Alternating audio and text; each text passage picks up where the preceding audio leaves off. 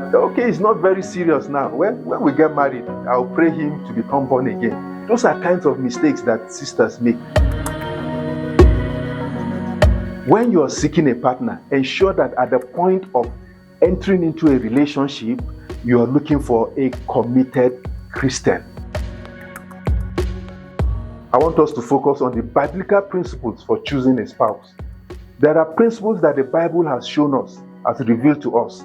The objective here for us is to provide clear biblical criteria for selecting a spouse who supports your Christian calling.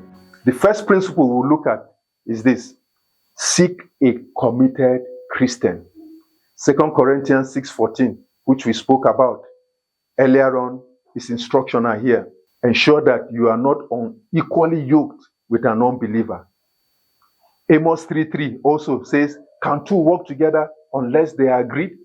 So the first principle of seeking a partner is that seek a committed Christian. Look for Christians. Look for a partner who is committed. I've had some sisters say to us or say to me that, okay, it's not very serious now. When we get married, I'll pray him to become born again. Those are kinds of mistakes that sisters make, or a brother can also make.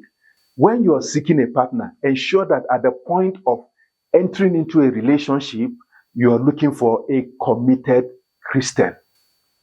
The practical question to ask is this: do they love Jesus and prioritize their faith about Jesus Christ?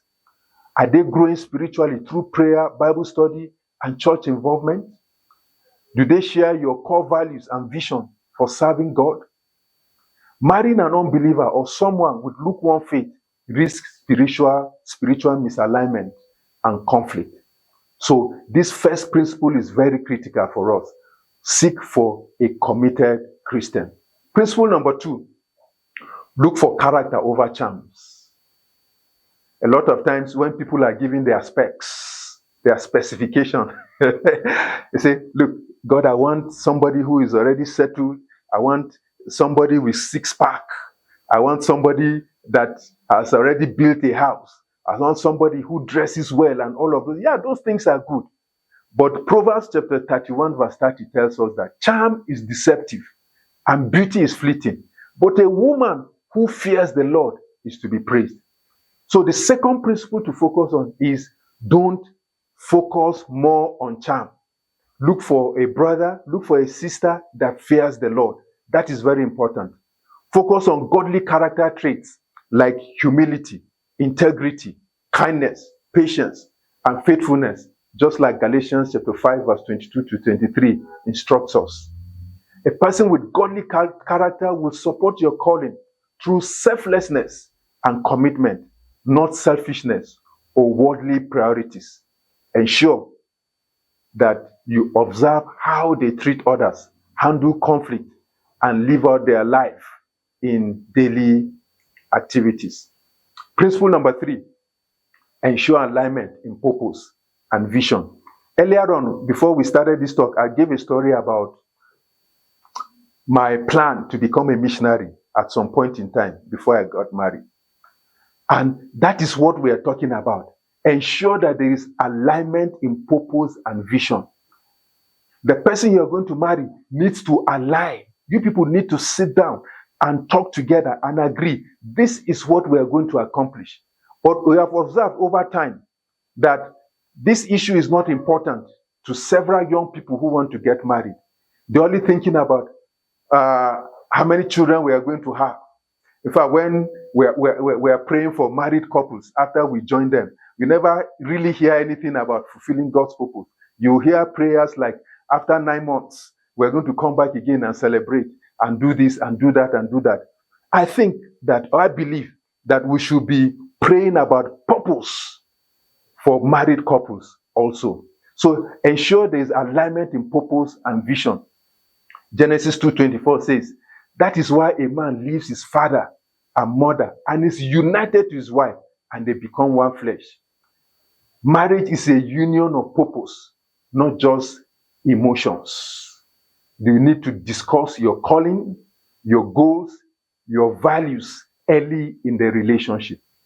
Question to ask here is, Do you agree? Do both of you agree on major life decisions, e.g., ministry involvement, family, finances?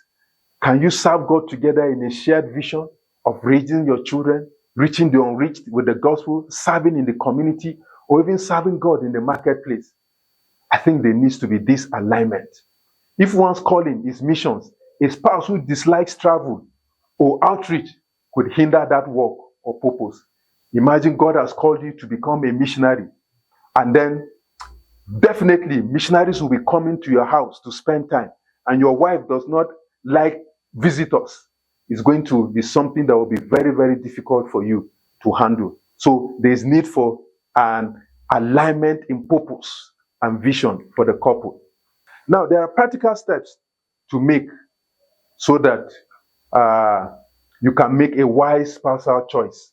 The objective of this session is to expose and possibly equip the believer, that's both male and female, with actionable steps to discern God's will in choosing a spouse. These are practical steps.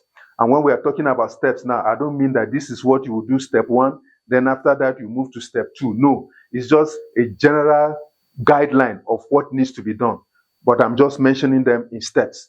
Step 1 is what?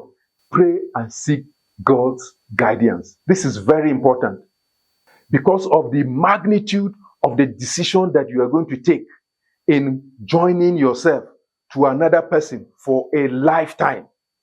Until death do you part, as scripture says.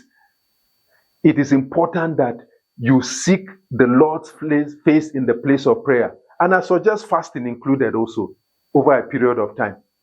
That's part of what we did with my wife.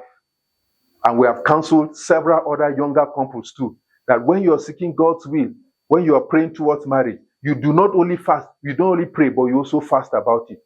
Proverbs chapter 3, verse 5 to 6 says, "Trust in the Lord with all your heart and lean not on your own understanding." Prayer aligns your heart with God's will and gives you clarity in relationships. If you take time to pray and you fast, God will reveal things to you. God will guide you aright. And so it's very, very important that this step is put in place. Pray specifically for wisdom. Pray for patience and a spouse who shares your calling. You could also involve trusted mentors or pastors in prayer.